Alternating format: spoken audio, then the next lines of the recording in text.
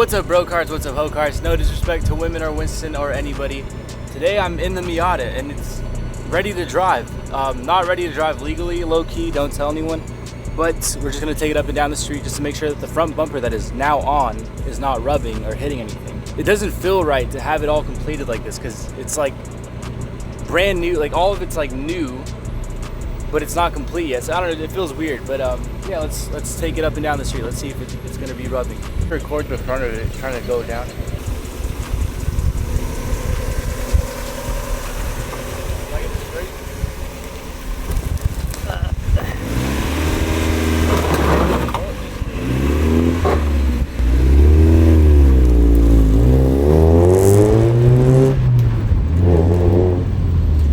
Okay, so far so good. Do this. No scrape.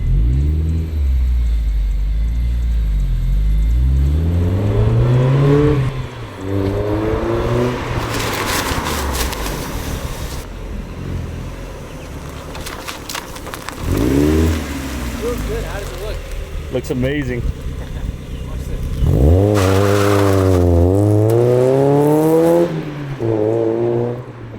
How'd that burn out? Yeah, sick.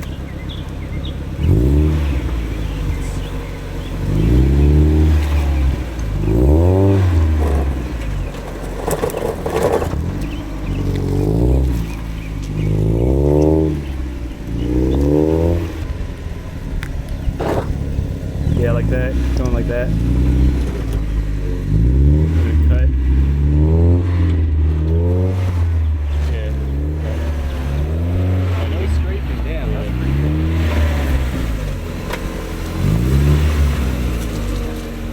I want to keep driving it now.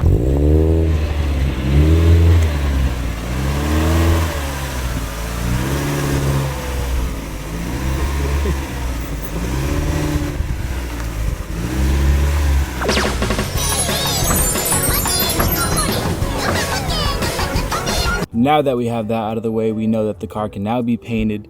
Something that I ran into before in test fitting the bumper was because the front wheels are 15/9, they're very, very wide tires. When I would turn the wheel left or right, full crank, the inside edge of the wheel would catch on the inside of the bumper, causing really terrible rubbing sounds. And under enough load, that could probably break the bumper off, or at least break a piece off. So now everything's trimmed down, it fits perfectly, it feels great.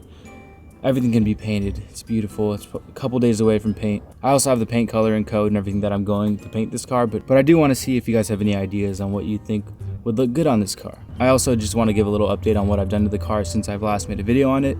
And first thing, which I'm really excited about, is the center console. It's like completely reworked. So if any of you have seen a Miata interior before, you probably know that the AC is actually up here and the space for the infotainment system is down here, or radio. They're usually radios in these.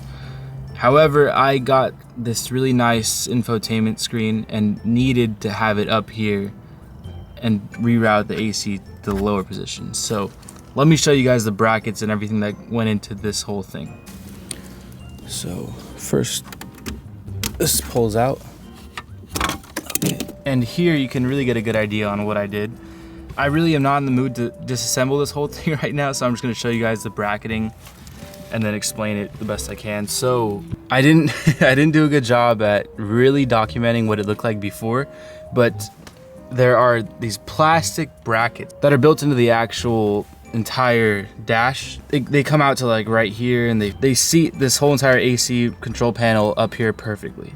However, this head unit would not fit in those brackets, so I got a Dremel, cut the entire thing down. The thing with the plastic that is on each side is it's also bolted into the actual metal support beam inside the dashboard, which makes it a lot more secure. So when I made this bracket, I had to be really careful and make sure that it was actually mounted to like the metal inside here and not just plastic.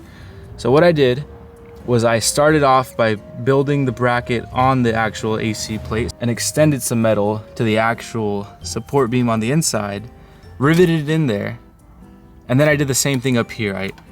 I created these little metal brackets, and then I drilled a bunch of holes, measured it all out, secured these bits to the actual metal back there as well. So it's all one big like bracket. Just as I'm explaining this, I'm kind of afraid that it's not making any sense at all. So I'm not gonna even bother to go any further, but if there's anyone else out there that wants to reroute their AC and put a nice whatever radio or double din above their AC, let me know. DM me on Instagram at StopCart, and I'll give you a full walkthrough on how I did it. Yeah, the more I explain, the more I feel like no one's really following along.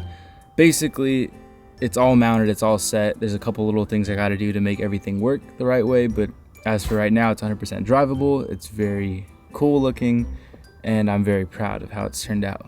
I actually finished doing this part right now, but this is the driver's side door in Alcantara.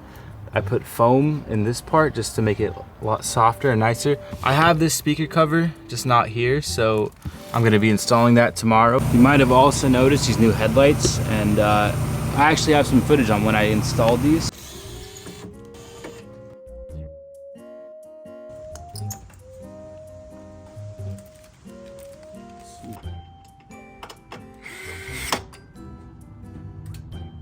They're very, very nice, very bright, very modern looking, and I think they match the rest of the lighting on here as well as the look of the car. Here's another aero mock-up on what I want to do here.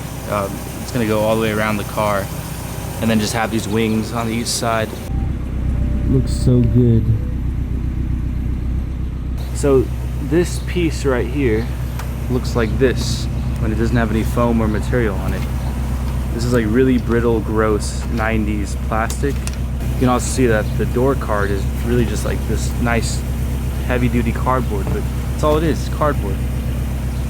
Get checked in this bitch for a pickup game, no lacking the pussy packet, shit got aim, pussy lock and key, air out of lead, Claymore in the bath and the bitch gon' see, C4 to your door in the window seat, bone crushing the booty, I ain't never scared, on the block there's a kitty there, I don't smoke, but the dope is dope, hold the note, go, shoot a lightweight marathon, run a flag jacket on the back of the Hummer, but in the clips and the toaster roaster, hold the Doja cat, in the back of the accent, yak till she yak, quick scope, then I drop the tap.